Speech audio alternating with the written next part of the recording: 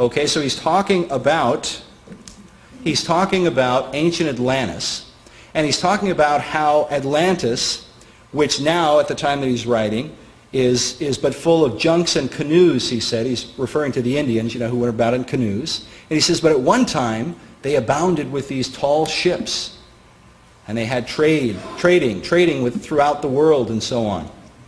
Well, one of the things that we talk about in Secret Mysteries toward the end is a book by a Harvard professor, and the book is called America BC.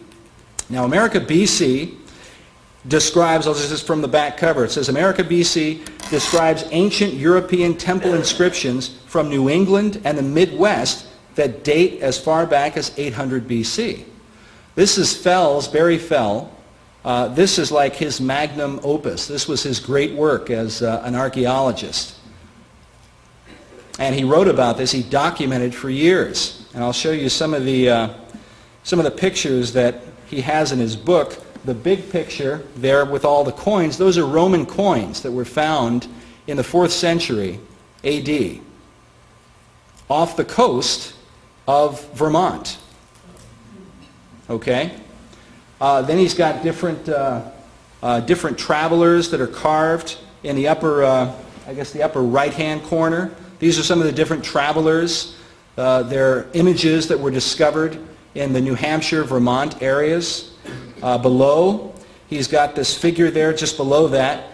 And the caption up above, you probably can't read it, but it says, "The Druids of New England." And so he's talking about the Druids coming to the New England area centuries and centuries long before Columbus supposedly discovered America. We find Baal worship in early America. This is a place called Mystery Hill in New Hampshire. It's just outside the town of Salem. And there you've got the caption below reads, this larger image refers to a Beltane stone. Beltane is a holiday that's practiced today by witches. And Beltane is a holiday that celebrates and glorifies the god Bel or Baal. Bel and Baal are one and the same. On the other side, you have two images. One of them is a cast, and they've outlined in white the Eye of Bel, or the Eye of Baal. And if you can see the image just below that, the similarity between the Eye of Baal and the all-seeing eye of the Egyptians is startling. You study the Eye of Horus or the Eye of Osiris throughout ancient Egypt. But here this is found centuries and centuries prior to the discovery of the New World by Columbus. Now this is a place, not to be confused, this is called America Stonehenge. This is Mystery Hill. Now, in one of our other documentaries, we talk about the Georgia Guidestones, and that's called sometimes the American Stonehenge. Well, there's actually a website you can go to for Mystery Hill, and they call it, quote, America's Stonehenge. And you can actually go there today and take a tour of America's Stonehenge.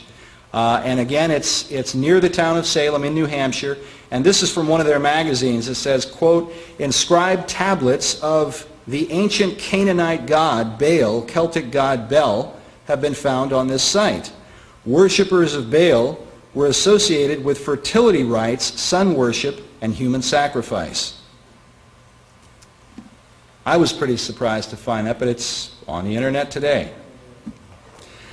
Now, one of the guys who really, probably the driving force through the 20th century to really encapsulate and to define the whole idea of Atlantis and America and the connection between them was Manly P. Hall. Manly P. Hall is considered by most of the esoteric wisdom teachers and even people who have come out of that as being probably the leading occult philosopher throughout the 20th century.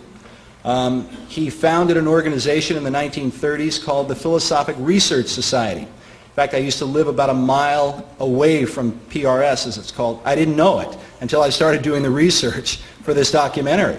And I had actually ordered a couple of Hall's books online. And I got one of his books, and I flipped it over, and it said, published by the Philosophic Research Society. And it gave the address Los Feliz Boulevard, and I said, oh my gosh, that's right down the road. So I ended up going there and actually took a tour of their library, and had an opportunity to interview and speak with the president of PRS. That was a very interesting conversation. And of course, anything that you would ever read about the New Age and the hatred of Christianity and so on will be confirmed if you sit down with one of these guys and have a conversation with him. He took great pride in telling me, I didn't let him know that I was a Christian until after I had talked to him. But when I was interviewing him, he went out of his way and took great pride in telling me that the Bible was the only book that had ever been written by losers, quote unquote. Okay? These guys have a bitterness toward Christianity. It's very real. It's not just something you read about in books. I've interviewed a number of these guys. In fact, for Secret Mysteries, you know, in the documentaries I've done previous, I almost always just interview Christian speakers and teachers and writers and so on. For this, because we're trying to show people in different ways what this movement is really all about, we've sought out interviews with some of the guys who really believe in and teach these things. And it's often a jaw-dropping experience. Anyway, Hall, the reason he's significant, one of the reasons, is because when he passed away, the Scottish Rite Journal, which is the leading Masonic publication in the country, it's based in Washington, D.C. In Washington, D.C., you have the Masonic House of the Temple. Okay? And I'll just give you a little bit of information. This is something from Volume 2. The guy who designed the Masonic House of the Temple was commissioned, he was a total New Age guy who designed the Masonic House of the Temple in D.C., and because his design was so successful, he was then hired to design all of these other major buildings throughout D.C.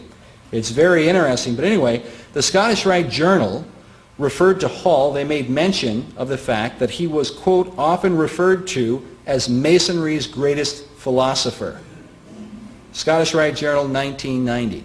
Now what's interesting about this, Dr. Stan made mention that the History Channel, and the History Channel has actually had several documentaries where they are interviewing a lot of leading Masons. A lot of these guys, one of the guys that they interview, I've seen him in at least 2 documentaries, is named Brent Morris. Brent Morris, thank the Lord, we got an interview with for Riddles in Stone, which is coming up here, Lord willing, soon. And Brent Morris not only has spoken on the History Channel, he's the managing editor for the Scottish Rite Journal. Okay? They don't tell you that on the History Channel, but I think it's pretty significant.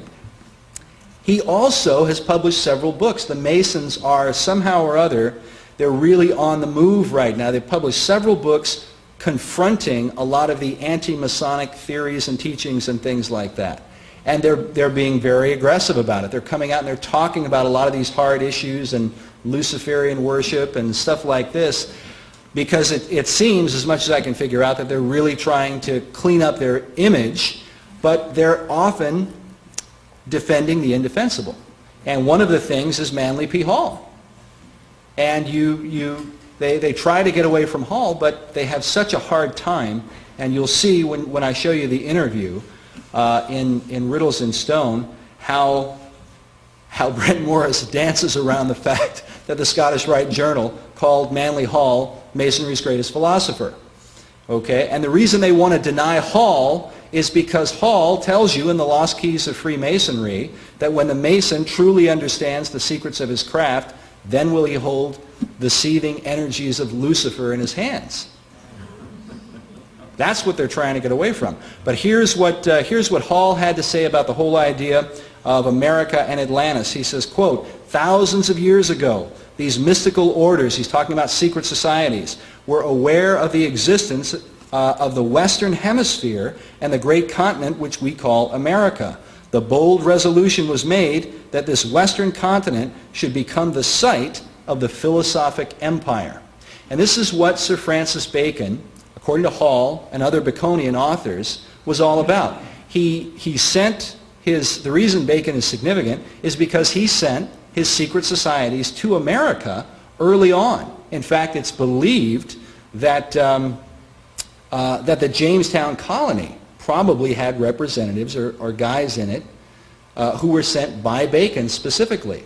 One of the early settlements in America is in the town of Ephrata, the Ephrata Cloister, which is in Pennsylvania. It's right near or right about Lancaster, Pennsylvania. I was there a couple of months ago. It's kind of a funny story. I was in Lancaster, Pennsylvania speaking, and I was talking about this, and I was telling them about the Ephrata Cloister, and I had no idea